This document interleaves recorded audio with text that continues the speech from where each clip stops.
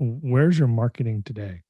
And number one. Number two is, do you have people internally that have been a buyer and are engaging clients or prospective clients from the perspective of a buyer?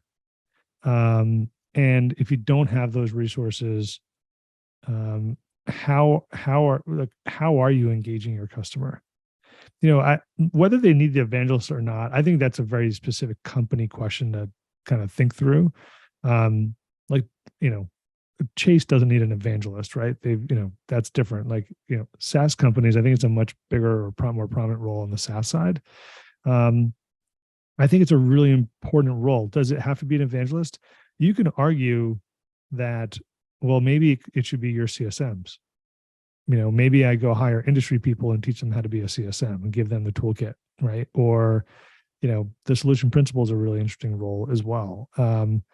I think having someone just out there who's vocal all the time, while others are engaging with clients more, perhaps, or whatever that is, keeping that constant kind of drumbeat at the top of the funnel for the organization, and talking about the problems that individuals are facing, those buyers are facing, and how others are tackling them.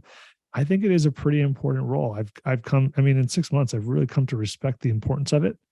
You can argue, well, is it creating more business for the company? I think it is ultimately.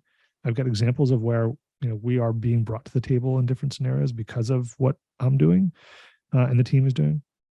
But I think it's a really important role. The community engagement piece, though, that to me is like, and we talked about this at the top of the show, but like where it really does all come together and building communities, and where I'm starting to learn more. And I've got someone great on my team who leads this.